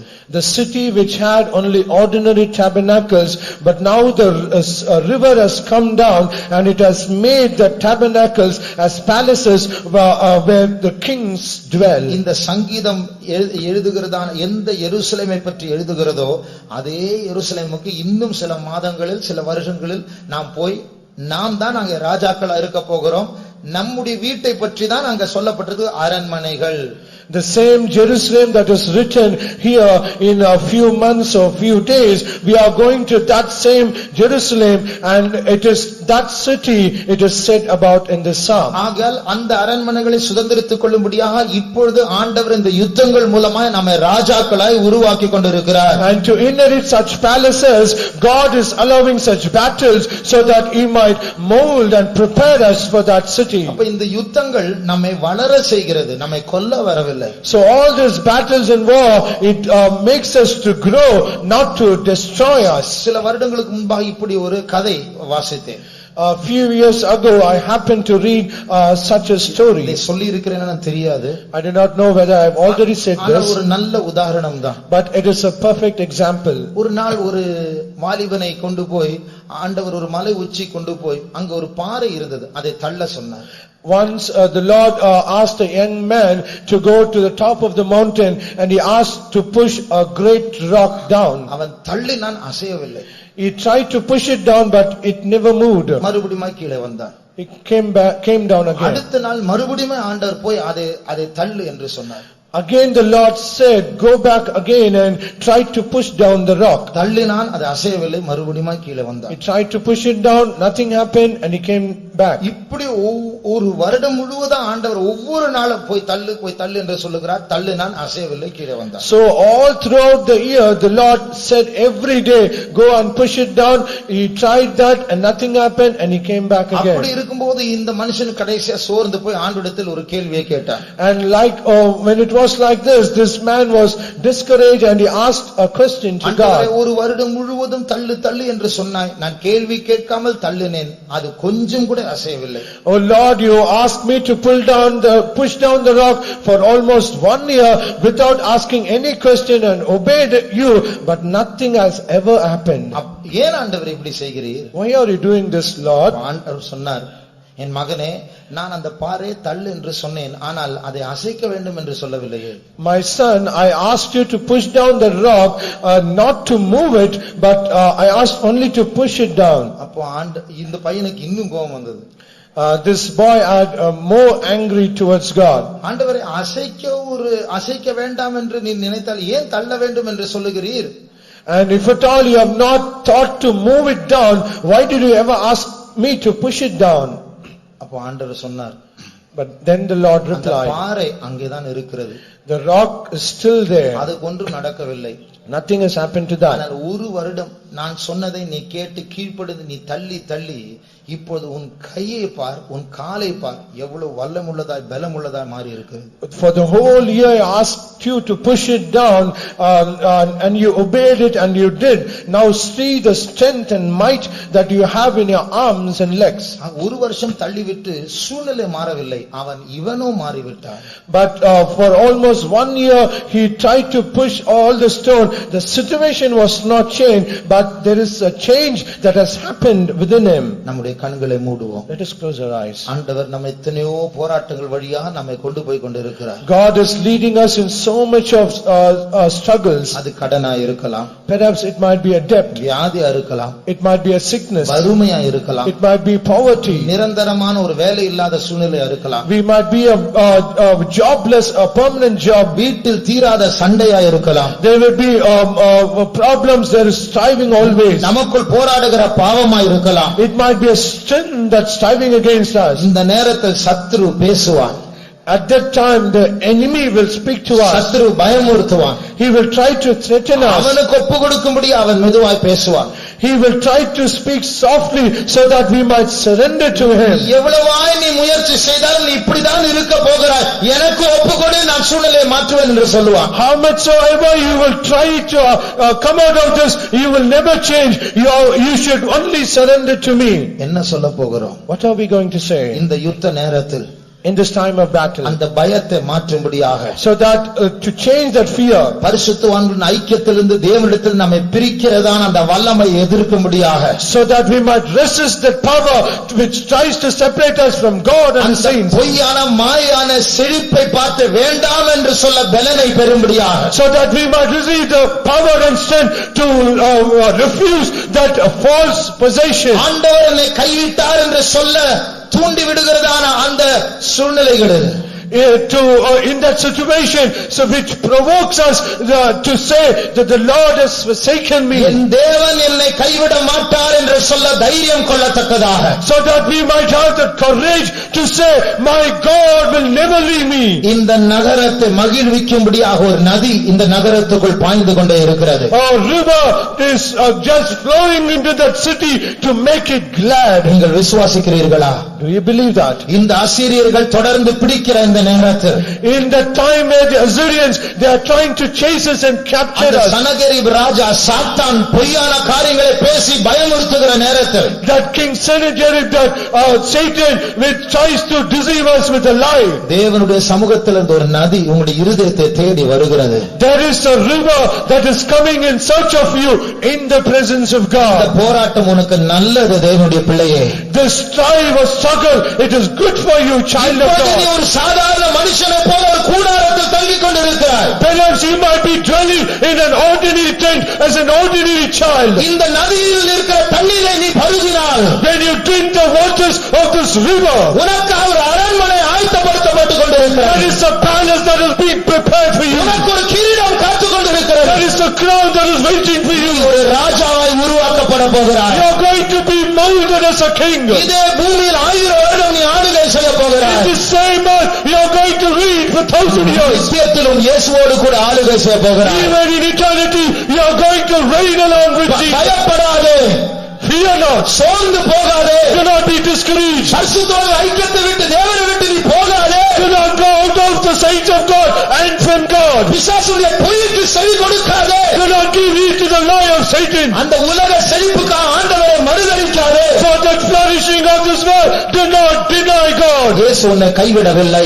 Jesus has never left you. இப்போது கர்த்தருடைய ஆவியானவர் நம்ம மத்தியில் அசைவாடி Now கொண்டிருக்கிறார். the Spirit of God is moving in our midst. அந்த ஜீவ தண்ணீர் எனக்கு வேண்டும் என்று சொல்லுகிற கர்த்தருடைய சமூகத்தில் கரங்களை உயர்த்துவோமா? All those who say that I need the living waters, lift up your hands in the கரங்களை presence of God. உயர்த்துகிறவர்கள் கவனியுங்கள். Listen, all those who lift up your hands. ஒரு நதி உண்டு. There is a river. அது தேவ நகரத்தை மாத்திரம் சந்தோஷப்படுத்துகிற நதி. That is the stream that can make glad only the city of God. ஒன்றும் அறியாதவனை போல கோட்டை சுவருக்குள் சுகமாய் இருக்கலாம்.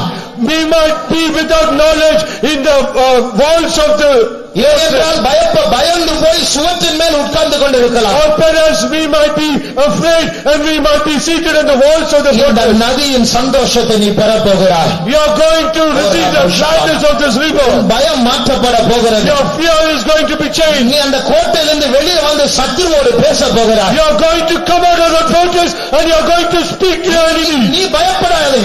fear not. நீ தேவனுடைய பிரமாணத்தை விற்று போடாதே. do not sell the commandments of the Lord. நீ உன் சத்துருவோடு பேசு. speak to your adversary. உனக்கு முன்பாக ஒரு தூதனை கர்த்தர் அனுப்ப போகிறார். before you God is going to send an angel. பெரிய சேனையோடு வந்தான் பிசாசு. Satan has come with a great army. சிறிய சேனையை திரும்ப போகிறான். he is going to return as a small army.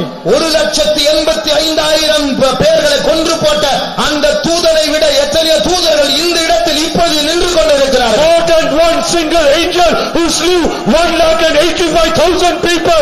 He greater angels are in our midst now. அந்த தூதன் சொல்லுகிற வார்த்தையாவது, the word that the angel said, உனக்கென்று கர்த்தர் கொடுத்து வைத்திருக்கிற அந்த தூதன் சொல்லுகிற வார்த்தையாவது, the angels that the Lord has kept you, the words of that angel said, உன்னை தொடுகிறவன் உன் தேவனுடைய கண்ணின் மணியை தொடுகிறார். he that toucheth you toucheth the apple of the God. உன்னை காக்கும்படியாக நான் அனுப்பப்பட்டிருக்கிறேன். I've been sent so that I may protect you.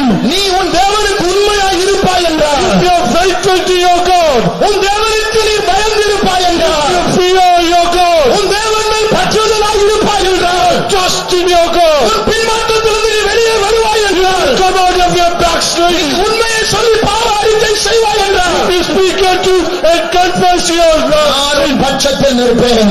I will be on your behalf. குருவின பட்டயத்தோடு உனக்கு நான் காவல் செய்வேன். with a drawn out sword I will protect you. எத்தனை பிசாசுகள் வந்தாலும் என்னை தாண்டிதான் வர வேண்டும். so much of the devils might come, they have to cross me. அந்த தூதன் மாத்திரமல்ல, not only the angel. ஒரு நதியும் இப்பொழுது கைகளை உயர்த்தினவர்களை சந்தோஷப்படுத்தும்படியாய் பாய்ந்து கொண்டிருக்கிறது.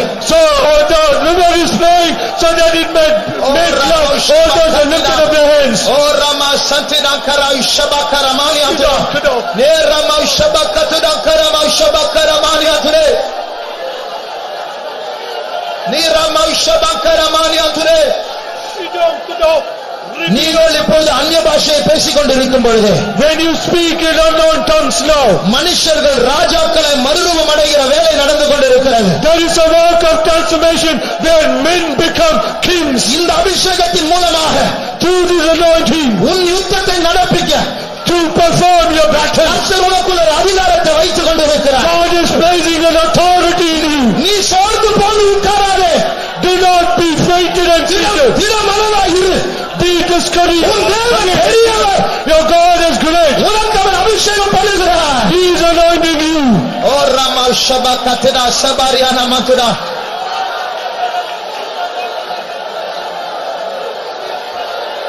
Thank you Lord. Thank you Jesus. Thank you Lord. Thank you Jesus. Praise you, praise you, praise you Lord. Thank you Lord. Thank you Jesus. Oh Rabba Shabakara Mania Matuda. Thank you Jesus. We praise you Lord. Oh Rabba Santuda.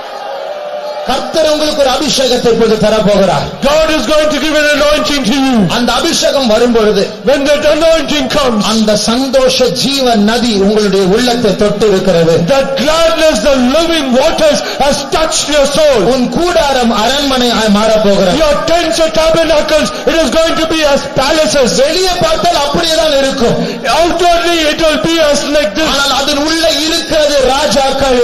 and inside of those they are kings. பரலோகத்தின் அரசாங்கத்தினால் அபிஷேகம் பண்ணப்பட்ட ராஜாவாய் மாறப் போகிறார். you are going to be a changeless king, anointed in the kingdom of God. நீ ஒரு மனுஷ சேனையாய் மாறப் போகிறார். you are going to be a one man army. உன்னை சுற்றி இருக்கிறவர்கள் பயப்படுவார்கள். all those around you, they will be afraid of you. நீ மாம்சத்தோடு இரத்தத்தோடு போராட சண்டை போட போகாதே. you do not go to fight against flesh and blood. உன் யுத்தத்தை தேவன் பொறுப்பெடுத்திருக்கிறார். God has undertaken your battle. உன் மனுஷ சத்துருக்களை உன் பிசாசு சத்துருக்களை தேவன் பொறுப்பெடுத்திருக்கிறார். God has taken your human enemies and the devil enemies. Thank you Jesus. Thank you Lord. Ora maushabakaramaniatre. Thank you, Jesus. Thank you, Jesus.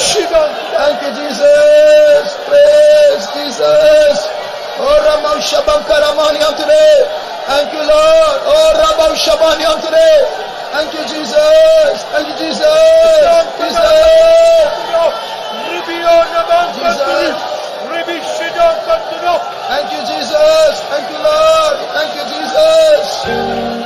சேனையின் கர்த்தர் அவர், பராக்கிரமசாலி அவர், சுமாயிலே உனக்காய் யுத்தம் செய்வார் என்றாரே. சேனையின் கர்த்தர் அவர், பராக்கிரமசாலி அவர், சுமாயிலே உனக்காய் யுத்தம் செய்வார் என்றாரே. எனக்காய் யுத்தம் செய்து ஜெயம் அதை வாங்கி தந்தார். வாழ்நாளெல்லாம் அவரை போற்றி பாடுவேன். எனக்காய் யுத்தம் செய்து ஜெயம் அதை வாங்கி தந்தார். வாழ்நாளெல்லாம் அவரை போற்றி பாடுவேன். என் நேசர் தேடி வந்தார், என்னது கண்ணி கண்டார். ஏழை என்னோடு கூடவே இருந்தார். என் நேசர் தேடி வந்தார், என்னது கண்ணி கண்டார். ஏழை என்னோடு கூடவே இருந்தார். சேனையின் கர்த்தர் அவர், பராக்கிரமசாலி அவர், சுமையை உனக்காய் யுத்தம் செய்வேன் என்றாரே. சேனையின் கர்த்தர் அவர், பராக்கிரமசாலி அவர், சுமையை உனக்காய் யுத்தம் செய்வேன் என்றாரே. எனக்காய் யுத்தம் செய்து ஜெயம் அதை வாங்கி தந்தார். வாழ்நாளெல்லாம் அவர் போற்றி பாடுவேன். எனக்காய்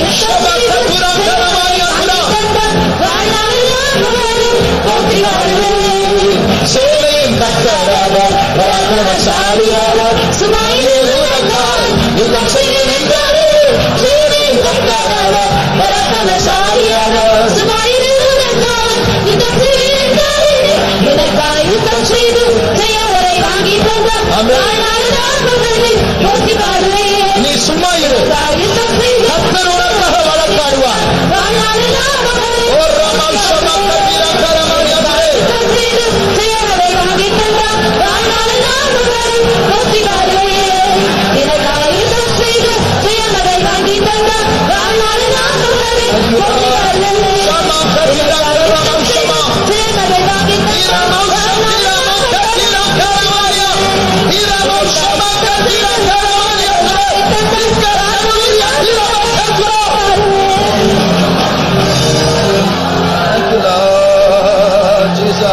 Thank you, Lord. Oh, Ramau Shabakatida Karabani Atuda. Niramau Shamakarama Katida Karamani Atuda. Thank you, Lord. Thank you, Jesus. Thank you, Jesus. Oh, Ramau Shabakatida Sarabakalamani Atuda. Thank you, Jesus. உன்னுடைய அறிக்கையின் சத்தம் தேவனுடைய சமூகத்தில் எட்டி இருக்கிறது. உன்னுடைய சமர்ப்பித்தலின் சத்தம் தேவனுடைய சமூகத்தில் எட்டி இருக்கிறது. உன்னுடைய விசுவாசத்தின் குரல் தேவனுடைய சமூகத்தில் எட்டி இருக்கிறது. இனிமேல் நீ சும்மா இருப்பாய், நீ சாதாரணமாய் நடப்பாய். ஆனால் யுத்தம் அங்கே ஓய்ந்திருக்கும். அங்கே உன் சத்ரு செத்து கிடக்கிறதை நீ பார்க்க போகிறாய்.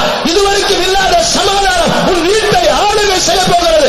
ஏனென்றால் உனக்குள் பெரியவர் எழுந்தருளினார். உன் சத்ருவை பட்சித்து போட்டான். அல்லேலூயா. சேனையின் கர்த்தர் அவர், பராக்கிரமசாலி அவர், சுமையை உனக்காய் யுத்தம் செய்வேன் என்றாரே.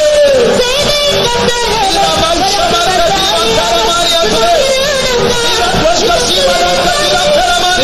யுத்தம் செய்து ஜெயத்தை வாங்கி தந்தார். வாழ்நாளெல்லாம்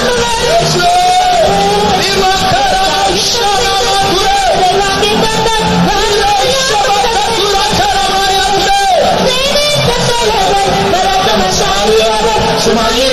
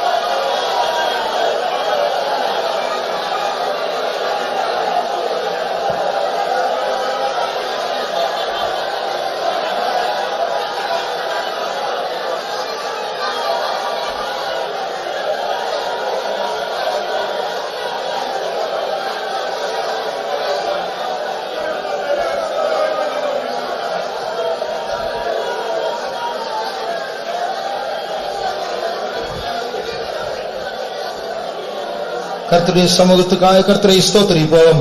ஸ்தோத்திரம், ஸ்தோத்திரம், ஸ்தோத்திரம், ஸ்தோத்திரம், ஸ்தோத்திரம். நம்முடைய யுத்தத்தை அவர் பொறுப்படுத்தியிருக்கிறார், அதற்காக ஸ்தோத்திரிப்போம். ஸ்தோத்திரம், ஸ்தோத்திரம், ஸ்தோத்திரம், ஸ்தோத்திரம். நாம் சும்மா இருந்து ஜெயிக்க போகிறோம், அதற்காக ஸ்தோத்திரிப்போம். ஸ்தோத்திரம், ஸ்தோத்திரம், ஸ்தோத்திரம். கர்த்தர் முழு கூட்டத்தை ஆசீர்வதித்தார், அதற்காக ஸ்தோத்திரிப்போம். ஸ்தோத்திரம், ஸ்தோத்திரம். முழு சபையை கர்த்தர் ஆசீர்வதிக்க வேண்டும், அதற்காக ஸ்தோத்திரிப்போம். ஸ்தோத்திரம், ஸ்தோத்திரம், ஸ்தோத்திரம், ஸ்தோத்திரம், ஸ்தோத்திரம். தொடர்ந்து நடக்க போகிற ஊழியங்களை கர்த்தர் ஆசீர்வதிக்க முடியாது, ஸ்தோத்திரிப்போம். ஸ்தோத்திரம், ஸ்தோத்திரம், ஸ்தோத்திரம், ஸ்தோத்திரம். ஆண்டவரை கனப்படுத்தும்படியாக ஆண்டவரை உயர்த்தி சத்தமாய் ஒரு அல்லேலூயா சொல்லுவோம். ஜெபம் பண்ணுவோம். நடவடிக்கையாக நன்றி ஒருமை துதிக்கிறோம் சாமி. இந்த பரிசுத்த ஆராதனை தேவதாமை பொறுப்படுத்து இம்மட்டுமா நடத்திருந்தபடினால் நன்றியோடு துதிக்கிறோம்.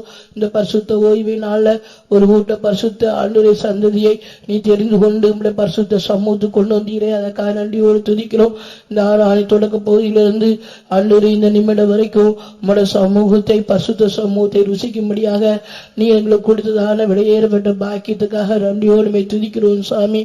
இந்த ஓய்வு நாட்கள்ல ஒவ்வொருவரும் ஆண்டவரே இந்த உலகத்தில் பார்க்கும்போது தங்களுடைய இஷ்டத்தையும் தங்களுடைய கால்கள் போன பாதையினையும் தங்களுடைய விருப்பத்தை நிறைவேற்றுகிற இந்த கால அளவில் ஆண்டவரே ஒரு சிறிய கூட்டமாகிய நாங்கள் கர்த்தருடைய சன்னிதானத்தில் வந்து கர்த்தருடைய நிறைவான ஒரு ஆசீர்வாதங்களை பெற்றுக்கொள்ள கர்த்தர் எங்களுக்கு எல்லாருக்கும் ஒரு பாக்கியம் நன்றீரே, அதற்காக நன்றியோடுமே துதிக்கிறோம். யாரானி தொடக்க பகுதிகளாகிய ஜெபங்களோடு கூட பாடல் பகுதி இங்கத்தை ஆசீர்வதித்து ஆவி நிறைவு இங்கத்தை பொருட்படுத்திலே, அதற்காக நன்றியோடுமே துதிக்கிறோம். சாட்சியுள்ளதான மக்களுடைய ஜீவித்து செய்த சகல நன்மைகளையும் மகிமைப்படுத்த கிருபை தந்தீரே, அதற்காக ஸ்தோத்திரம். ஆண்டவரே ஒவ்வொரு ஆண்டவரே சமூகத்தில் வரும்போதும் நீ நல்ல ஆண்டவரே ஆலோசனைகளை எங்களுக்கு கொடுக்கிறீர், உபதேச சத்தியங்களை தருகிறீர். ஆண்டவரே உபதேச சத்தியங்களை நாங்கள் உட்கொண்டு அந்த சத்தியத்தை ஆண்டவரே நாங்கள் அல்லல் கட்டாதபடி அவற்றை ஆண்டவரை ஏனோ தானோன்னு விட்டுவிடாதபடி கேட்கிற உபதேச சத்தியங்களுக்கு மனப்பான்மை மன நிலவரம் எல்லாருக்கும் தரும்படியாய் மறுத்து வேண்டிக்கிறோம் சாமி. ஆண்டவரே இந்த நாட்களை இந்த கடைசி காலத்துக்கு ஏற்றபடி எங்களுக்கு உபதேச சத்தியங்களை தருகிறீ, அதற்காக சோத்திருக்கிறோம். ஆண்டவரே இந்த நாட்கள் ஆண்டவரே சாமி ஆண்டவரே சாத்தான் ஆண்டவரே சத்துரு எங்களை எந்த விதத்திலெல்லாம் பயப்படுத்துவான் என்பதை நாங்கள் அறிந்து கொள்ள கத்த கிருபை தந்தீரே. ஆம் தேவமே சாமி, பிசாசுடைய மிரட்டலுக்கும் பயப்பட ஆண்டவரே அவன் எங்களை பயப்படுத்தும் போதும் நாங்கள் எந்த விதத்திலும் பயந்து போகாதபடி தேவன் எங்களோடு கூட இருக்கிறீர் என்பதை எங்களுக்கு பின்னாக தேவன் இருக்கிறீர் என்பதை நாங்கள் அறிந்து ஆண்டவரே பிசாசுடைய ஆண்டவரே பயப்படுத்துவதற்கு நாங்கள் பயந்து போகாதபடி ஜீவிக்கிறவர்களாய் காணப்பட கத்த கிருபை தரும்படியாய் வேண்டிக்கிறோம்.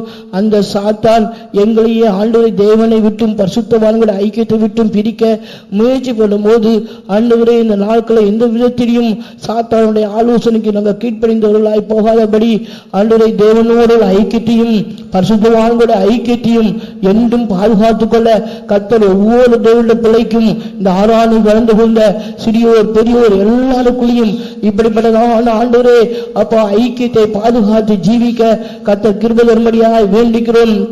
சாத்தான் தவறான காரியங்களை எங்களோடு கூட பேசி ஆண்டவரே எங்களை செழிப்பான ஆண்டவரே இந்த பூமியில காணப்படுற காரியங்களை காட்டி ஆண்டவரை நித்திய காணாலை இழக்கும்படியாக செய்வானே.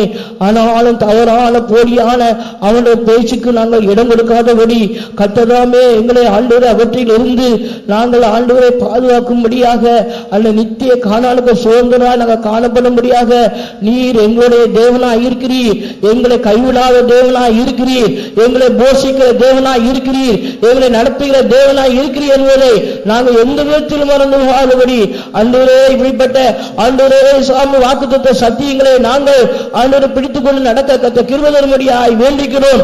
ஆண்டவரே சாத்தான் எந்த விதத்தில் எங்களுக்கு எந்த ஆண்கள் எங்களோடு கூட ஆண்டவரே மோதினாலோ அவருடைய ஆலோசனை கீழ்ப்படியாதபடி ஒரு நதி புறப்பட்டு வர என்று சொன்னீரே, அந்த நதி ஒவ்வொரு இருதயத்தை பாயட்டும், ஒவ்வொரு குடும்பத்தில் பாயட்டும், பெரியோர் சிறியோர்கள் நதி பாயட்டும் ஆண்டவரே.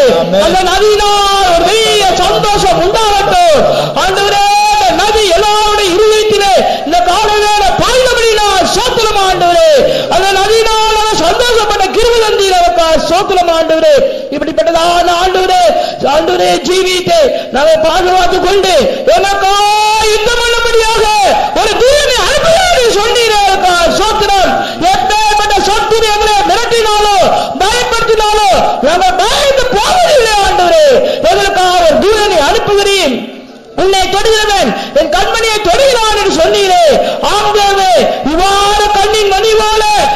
பாதுகாத்து வருகிற தேவன் எங்களோடு கூட இருக்கிறீர் என்கிறான நிச்சயத்தோடு கூட நாங்கள் ஜீவிக்க கத்த கிருபை தர முடியாது வேண்டிக்கும் அந்த நதியினால் சந்தோஷிக்கப்பட்டு ஆண்டவரே பிசாசோடு பேசி பிசாசை ஆண்டவரை ஜெயிக்கக்கூடிய ஒரு அபிஷேகத்தை பெற்றுக்கொண்டு நித்திய காணானாகிய அந்த மகிமையான சந்தோஷத்தை பெற்றுக்கொள்ள அந்த ராஜ்யத்தை பெற்றுக்கொள்ள முழு சபையாரும் தகுதிப்படுத்தும் இம்மட்டுமா எங்களோடு கூட ஒரு தூதனை போல இருந்து பேசலாம் நம்முடைய சகோதரனையும் நம்முடைய மகனையும் பலப்படுத்தி இன்னும் பிரயோஜனப்படுத்த முடியாது வேண்டிக்கிறோம் இயேசு நாமத்தில் கேட்கிறோம் பிதாவே Amen.